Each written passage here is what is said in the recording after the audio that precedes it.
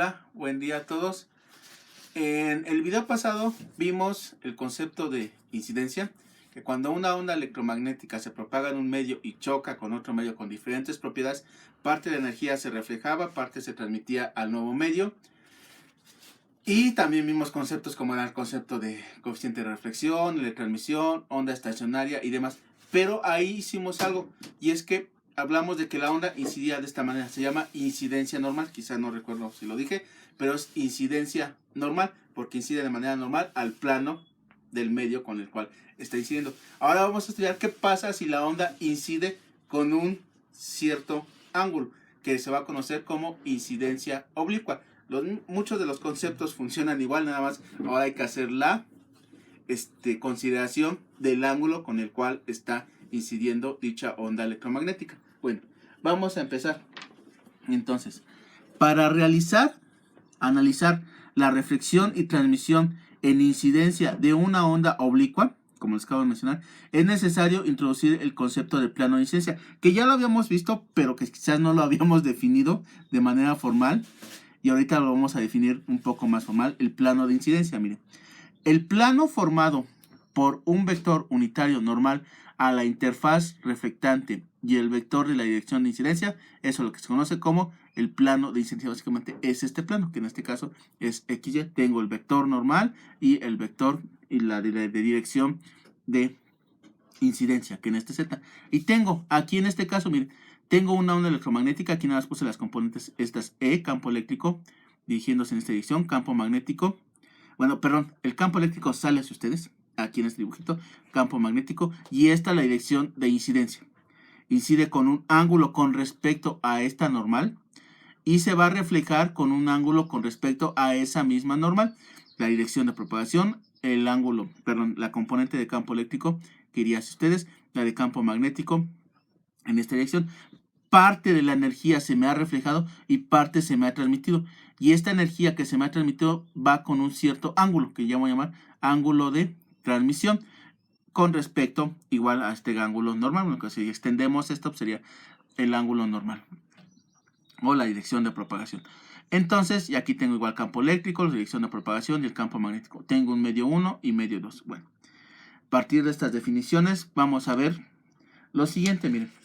Los ángulos de incidencia y el ángulo de reflexión y el ángulo de transmisión, todos ellos obedecen a la ley de la refracción de Snell. Es decir, estos tres ángulos obedecen a la ley de Snell. Para el primer caso, el ángulo de incidencia y el ángulo de reflexión son iguales, es decir, estos ángulos, el ángulo con el que incide y el ángulo con el que se va a reflejar la onda, ambos son iguales a partir de la ley de Snell. Y de la ley de Snell de la refracción, tenemos que el seno del ángulo de incidencia entre el seno del ángulo de transmisión es igual a la raíz de μ2, epsilon2 entre μ1, epsilon1. Obviamente las características de cada uno de los medios. Y que podemos también extender esta expresión y expresarla de diferentes maneras. Por ejemplo, teta, seno del ángulo del teta reflejado entre el seno del ángulo incidente es igual a la velocidad de fase en el medio 2 entre la velocidad de fase en el medio 1, o beta 1 del medio 1 entre beta 2, o n1 entre n2. ¿Qué son estas n's?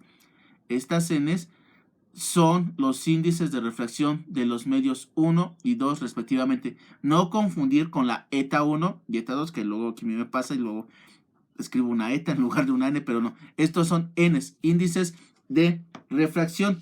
¿Qué me indican estos índices de refracción? El índice de refracción de un medio es la relación de la velocidad de la luz, o la onda electromagnética en general, en el espacio libre a la que hay en ese medio en particular. Este índice de refracción es la velocidad de la luz entre la velocidad que hay en el medio en el cual se está propagando la onda. Bueno, en el vacío y en ese medio. Entonces, n puede ser vista simplemente como raíz de mu r epsilon r. Si mu r es igual a 1, con lo que es para todos los dieléctricos, n es igual simplemente a la raíz de la permitividad relativa. N es un parámetro que relaciona qué tan rápido viaja la luz en ese medio, obviamente comparado con la del espacio libre, y obviamente siempre va a ser menor esa velocidad, nunca puede excederse la de 3 por 10 al 8. Bueno, Para medios con permeabilidades iguales, M1 y M2, es decir, que este medio, ambos sean, sus permeabilidades sean iguales, 1 y 2, entonces la ley de Snell que vimos anteriormente la podemos ver de esta manera. La relación del ángulo, del seno del ángulo transmitido entre el seno del ángulo incidente es igual a N1 entre N2. NC, índices de refracción, y que es igual a eta. Estas sí son impedancias intrínsecas del medio 1 entre la impedancia intrínseca la del medio 2 entre la del medio 1. ¿Ok? Impedancias, índices de refracción. O puede ser vista como raíz de E1 entre raíz de E2, o, perdón, epsilon 1 entre epsilon 2, o pues, como sabemos que epsilon es epsilon 0 por epsilon 1 y epsilon 0 por epsilon R2, bueno, las epsilon 0 se me van y me quedaría de esta manera, epsilon R1 entre raíz de epsilon R2, bueno, todo esto. N1, eta 1 y eta 2 son las impedancias intrínsecas de los medios. Las leyes de Snell son independientes de la polarización de la onda, no importa si es polarización horizontal, vertical o todas las que ya vimos. Bueno, vamos a ver un concepto de reflexión total. Al examinar esta expresión, la expresión 5, esta que tenemos aquí, para un caso en donde epsilon 1 sea mayor que 2, en esta situación, teta de transmitido es mayor que el teta incidente. Como teta incidente aumenta con teta como el teta transmitido aumenta con el teta incidente, si teta transmitido es igual a pi medios, la onda reflejada, refractada o transmitida, depende del autor, algunos los llamamos transmitida, algunos lo llaman refractada, nos referimos a la misma onda, se desliza sobre la superficie de discontinuidad. Es decir, como vemos desde el primer dibujito, miren, y de la primera ley de Snell, la variación que hay entre ellos, si este aumenta, uno va a aumentar, va a llegar a un punto en donde como estos van variando, el ángulo de transmisión va a alcanzar un valor de 90 grados. Y entonces, en este caso, no hay una reflexión total. Hay una onda, pero está sobre la superficie y esta onda se llama onda evanescente, onda transmitida, y está viajando aquí, pero no se transfiere al medio 2. Ahora bien, ¿cuál es ese valor? ¿En qué punto tengo que alcanzar ese valor para tal que toda la energía que estoy transmitiendo aquí en este punto se me refleje de nueva cuenta y nada se me transmita al medio 2? Y aunque sí tengo aquí una onda que se llama onda evanescente, pero que se atenúa muy rápido y que realmente no hay potencia ahí, ¿cómo alcanzarla? Bueno, entonces vamos a verlo. Un aumento adicional en teta i dará lugar a la ausencia de la onda transmitida. Es decir, ya no tendremos, va a haber un punto en donde no tendremos onda al medio 2. Y entonces, y se dice entonces que la onda incidente es totalmente reflejada, es decir, toda la onda se refleja hacia el otro medio, bueno, va de nueva cuenta hacia ese medio. El ángulo de incidencia, que vamos a llamar teta c, que vamos a llamar teta crítico, que corresponde al umbral de la onda de reflexión, teta incidente es igual a pi medios, onda transmitida, es decir, el ángulo que hace que esto se produzca teta igual a pi medios, se denomina ángulo crítico.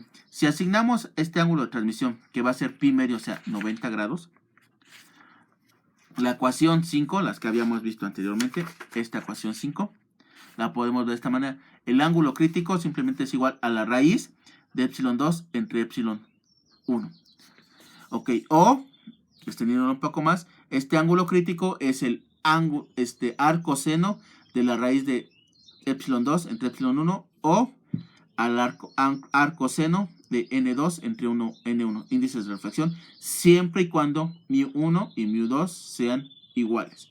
Ok, bueno, si el ángulo teta i es mayor que el ángulo crítico, existe una onda evanescente a lo largo de la superficie de la discontinuidad que va en la dirección x, en esta dirección x, que se atenúa exponencialmente con gran rapidez en el medio 2 en la dirección normal, la dirección z.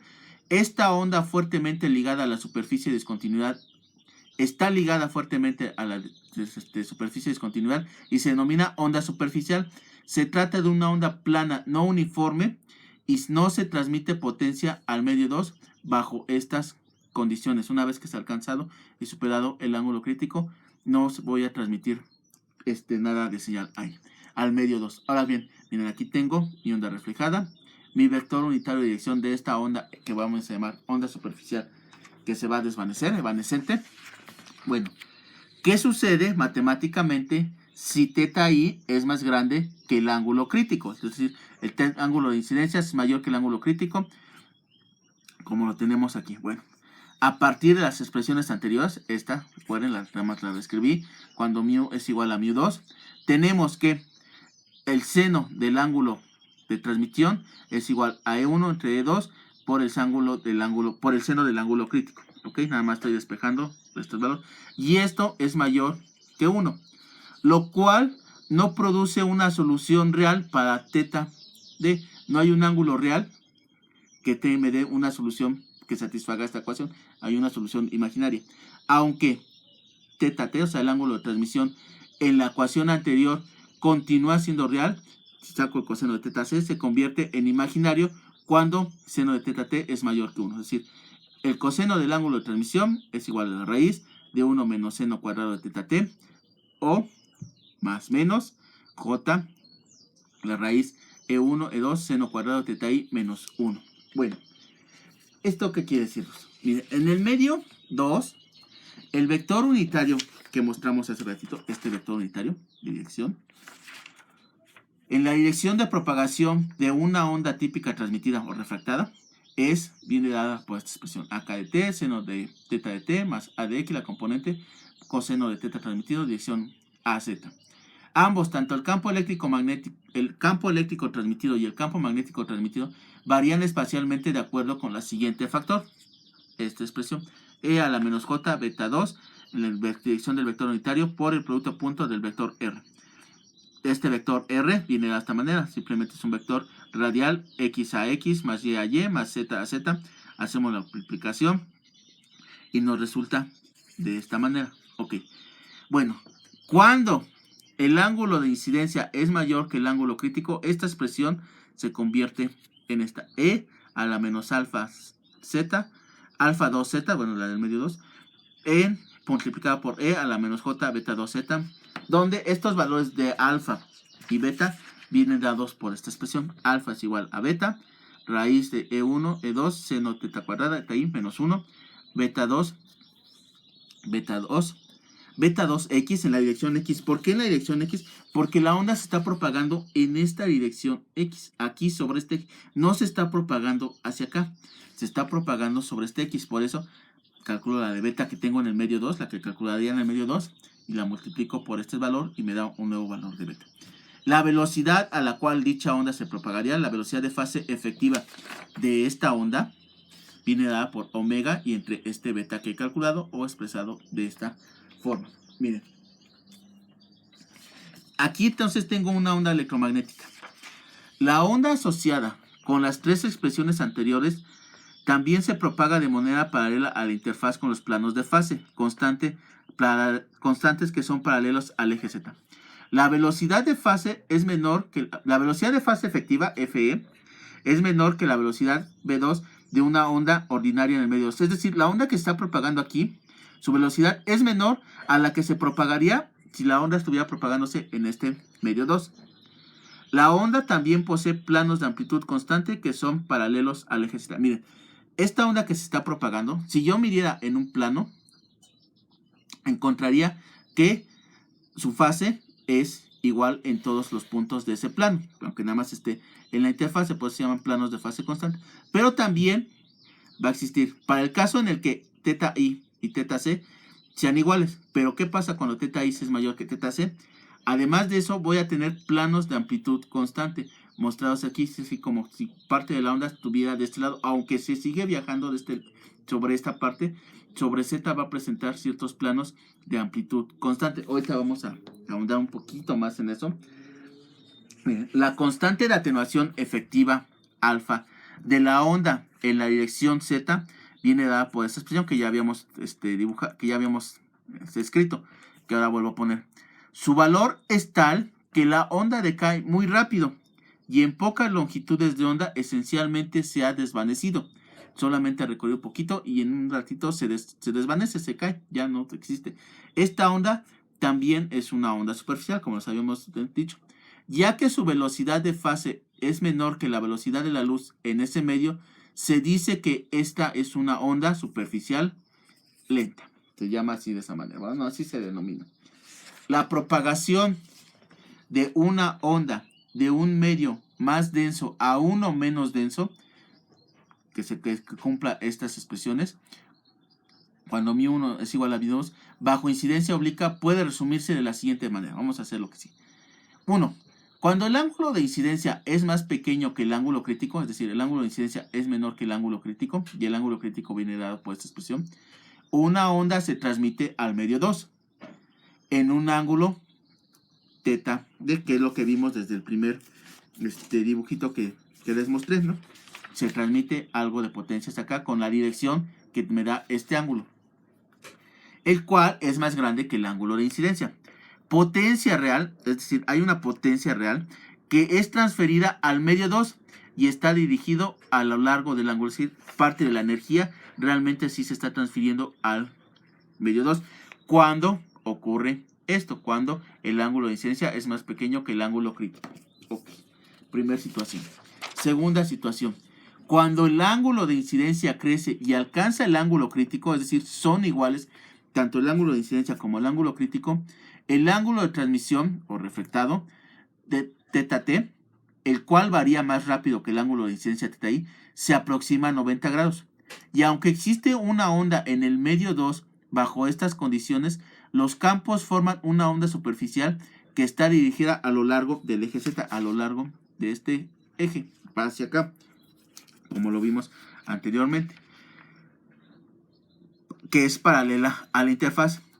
Y, algo bien importante, no hay potencia real transmitida, no hay energía que se transmita a este medio bajo estas condiciones. De la frontera del medio 2, y toda la potencia es reflejada al medio 1 a lo largo del ángulo de reflexión. Es decir, bajo estas condiciones, cuando teta incidente es igual al teta crítico, toda la energía se me regresa al medio 1 y nada se me transmite aquí, aún a pesar de que teóricamente existe aquí una onda, pero que esa onda no presenta una potencia. Bueno, para el tercer caso, cuando el ángulo incidente excede el ángulo crítico, es mayor, una onda en el medio 2 existe, pero esta viaja a lo largo nuevamente del eje Z. ¿Cuál es el eje Z? Perdón, el eje X viaja a lo largo del eje X nuevamente, paralela a la interfaz, y es al mismo tiempo fuertemente atenuada en la dirección Z. Y nuevamente no hay potencia real transferida del medio 1 al medio 2 y toda la potencia es reflejada al medio 1 a lo largo del ángulo de reflexión. Aunque no hay potencia transferida en el medio 2, existe una onda que es necesaria para satisfacer las condiciones de frontera sobre la continuidad de las componentes tangenciales tanto de campo eléctrico y de campo magnético. La onda en el medio 2 viaja paralela a la interfaz sobre el eje X con una velocidad de fase menor que la que tendría una onda ordinaria en el mismo medio y es rápidamente atenuada en la dirección normal a la interfaz. Esta onda es llamada onda lenta estrechamente ligada, o en inglés Tight Bow Slow Surface Wave. Creo que me faltó aquí el de superficial, sería onda superficial lenta estrechamente ligada. Bueno, así se conoce.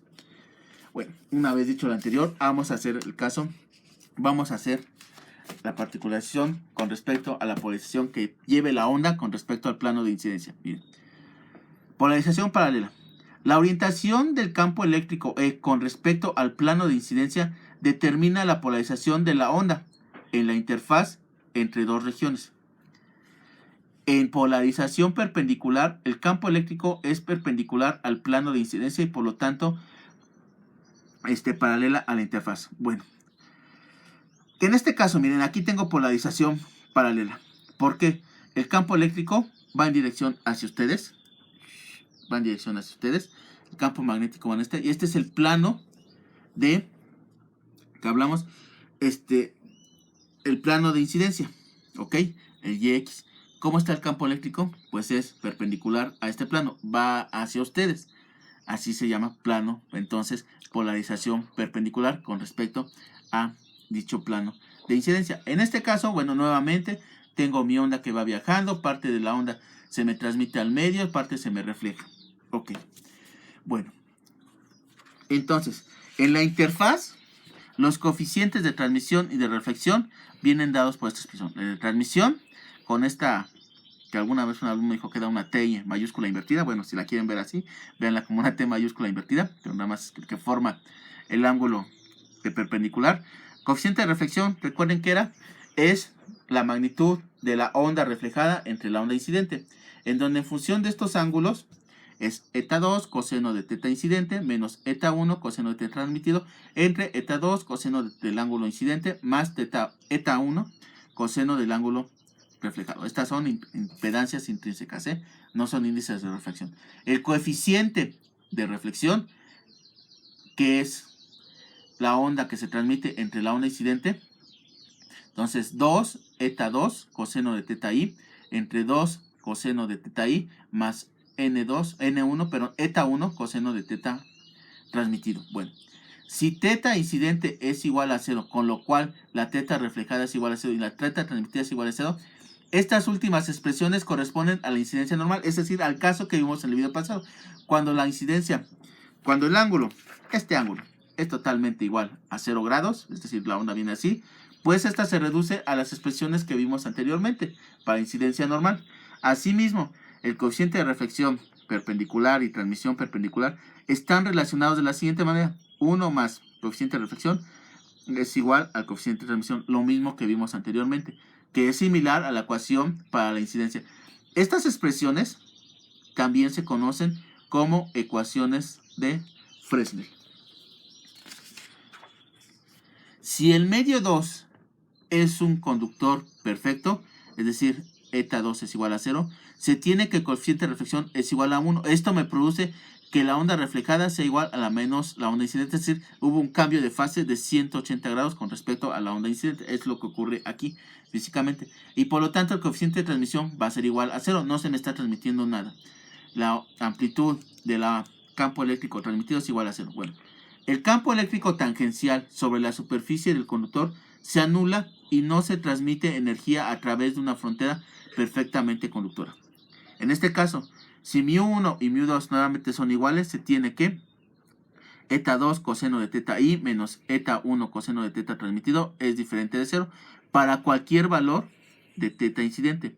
Por lo tanto, una onda incidente polarizada perpendicularmente sufre reflexión, ya sea total o parcial. Siempre va a tener reflexión si está polarizada de esta manera, ya sea total o parcial, pero siempre va a existir esa reflexión.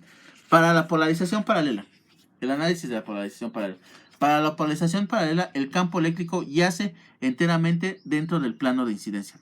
¿Por qué? Miren, ahora el campo eléctrico va en esta flechita, es decir, sería así, y es paralelo. ¿Qué es la definición de paralelo? Dos cosas que nunca se juntan, es decir, este y este nunca se van a juntar. Bueno, viéndolo así, ¿no?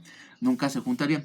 Bueno, hasta lo que se refiere con la polarización paralela. Nuevamente, tengo mi onda incidente, parte se me refleja, parte se me transmite. Vamos a ver cuánto cuantificar eso a partir de los coeficientes de transmisión y de reflexión. Bueno, en este caso, en la interfaz los coeficientes de transmisión y reflexión son lo que como vienen. Estas dos líneas que indican paralela. Coeficiente de reflexión paralelo es igual, nuevamente, no cambia esto, donde el significado no cambia. Cambia un poco ya la trigonometría, pero miren, es la magnitud de la onda reflejada entre la onda incidente, que es igual a eta 2 coseno de teta transmitido menos eta 1 coseno de teta incidente, entre eta 2 coseno de teta transmitido más eta 1 coseno de teta incidente. Para el de transmisión paralelo, que es la magnitud de la onda transmitida, del campo transmitido entre el campo incidente, que es igual a 2 eta 2 coseno de teta incidente, eta 2 coseno de teta transmitido más eta 1 coseno de teta incidente. Y también va a cumplir con esta relación 1 más teta 1 coseno de teta incidente entre coseno de teta 1. Y estas ecuaciones también se conocen como ecuaciones de Fresnel que vimos anteriormente. Y en contraste a la polarización perpendicular, si μ1 y μ2 son iguales, va a haber un ángulo particular de incidencia para el cual no hay onda reflejada. este ángulo es llamado ángulo de Brewster. A este ángulo, es decir, ya no se me va a reflejar absolutamente nada al otro medio. Toda se me va a transmitir. Toda la energía, ya no va a existir. Y toda la estoy transmitiendo. Este ángulo, perdón, la pronunciación se llama Brewster. No sé, lo más seguro es que lo esté pronunciando mal. Y vamos a obtenerlo. Bueno. El ángulo de Brewster de no reflexión. A partir de la expresión del coeficiente de reflexión, las que vimos anteriormente, esta, 11, de este ángulo del coeficiente de reflexión, se observa que el numerador es la diferencia de dos términos. Con esto se puede plantear el caso en el cual se tenga una combinación tal de eta 1 y eta 2 y obviamente del ángulo incidente, tal que el coeficiente de reflexión paralelo sea igual a 0 y por lo tanto no haya reflexión.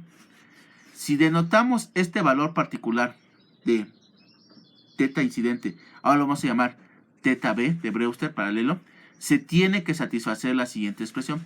Eta 2 coseno de teta 1 es igual a eta 1 coseno de teta de Brewster. 14. Nueva expresión 14. Elevando al cuadrado ambos lados de esta ecuación y usando esta ecuación, la de las leyes de Snell que vimos al principio del video, bueno, llegamos a esta expresión. Seno cuadrado de teta de beta, 1 menos eta 2 entre eta 1 al cuadrado, 1 eta 2, beta 1, bueno, todo esto. Y un poco de matemáticas. Y esto me va a llevar, y este ángulo se conoce como ángulo de Brewster, de no reflexión, y el cual lo obtenemos para polaridad paralela, y es simplemente esto, 1 entre la raíz de 1, epsilon 1 entre epsilon 2, siempre y cuando mi1 y mi2. Y a este ángulo es, le repito, cuando se transmite toda la energía al otro medio y nada se me está reflejando. Bueno, una forma alternativa de esta ecuación es en función de tangentes, lo vimos en senos, es tangente, el arco tangente de epsilon 2 entre epsilon 1 raíz, o es igual al ángulo tangente de eta 2 entre eta 1, tengo yo aquí. Bueno, eta 1 son los índices, perdón, no son índices, perdón, a ver cómo me confundo, son los índices de refracción, no son etas, son índices de refracción de los medios 1 y 2, no son etas, me confundí. ¿Ya ven? Bueno, ahora hagamos rápidamente unos ejemplos. Una onda incide en un ángulo de 25 grados del aire a un medio de baquelita. Tengo aire, tengo baquelita. Para la baquelita, epsilon r es igual a 4.8. Calcule el ángulo de transmisión y repita intercambiando las regiones. Es decir, primero del aire a la baquelita, luego de la baquelita al aire. Además, calcule el ángulo crítico de incidencia. Okay. Tengo aquí mis condiciones. Quizás los roté 90 grados. A ver si con esto era un poquito más fácil ver estos ángulos medios. De la ley de Snell de refracción, tengo que teta incidente entre seno de teta transmitido es igual a la raíz de mu2, epsilon 2 entre mu1, epsilon 1. Okay. Si mu1 y mu2 son iguales, esta expresión se reduce ahí. Y tengo seno de teta incidente entre seno de teta reflejado es igual a epsilon 0 por epsilon r1, epsilon 0 por epsilon r1, que son los epsilon. Epsilon se me va, se me hace la unidad y me queda nada más, puedes verlo de esta manera. Seno, ya sustituyo el ángulo que es de 25 grados, que me lo está dando el problema, entre seno de teta es igual a la raíz de 4.8 entre 1. Despejo este valor y me queda seno de teta. Teta es igual al arcoseno de seno de 25 grados entre 4.8, es decir, 11.12 grados. De la baquelita al aire, para el siguiente caso, entonces cambian los medios, el que antes era 1 ahora es 2 y el que antes era 2 es 1, pero el ángulo de incidencia por el problema no lo he cambiado, sigue siendo 25 grados. Entonces ahora queda seno de 25 grados entre seno de teta es igual a la raíz de 1 entre 4.8. Y el ángulo de transmisión, seno de teta 1, raíz de 4.8, seno de 25 y es igual a 67.80 grados, un ángulo ya muy diferente al primero. El ángulo crítico viene dado por esta manera. Teta c es igual a seno, arcoseno de la raíz, como vemos, de epsilon r2 entre epsilon r1. Si y solo si, mi1 y mi2 son iguales. Del aire a la baquelita, cargamos el cálculo. Seno de teta 1 entre raíz de 4.8 entre 1. Si lo hacen, no van a encontrar, sus calculadoras le va a marcar error. No está indeterminado. Ahorita vemos por qué. Y con lo que ya vimos, ya deberían de inferir por qué. Teta c para el otro caso de la baquelita al aire, sí me da un valor desde 27.15 grados. Bueno, para medios con permeabilidades idénticas, lo que es el caso para casi todos los dieléctricos, el ángulo crítico existe si y solo si la onda se propaga de un medio más denso a un medio menos denso. Ya lo habíamos dicho, pero lo volvemos a repetir. Es la razón por la cual no aparece este ángulo crítico. Esto es que epsilon 2, la del medio 2, debe ser menor que la del medio 1. ¿Qué es eso de medios más densos? Bueno, para no meternos en muchos problemas, véanlo de esta manera. Entre más bajo sea el valor de epsilon, el medio será menos denso. Entre más alto sea el valor de epsilon del medio, este será más denso. Bueno, primer caso. Por lo tanto, para la transmisión del aire a la baquelita, en este caso del aire, tengo que va a ser el medio 1, epsilon r igual a 1.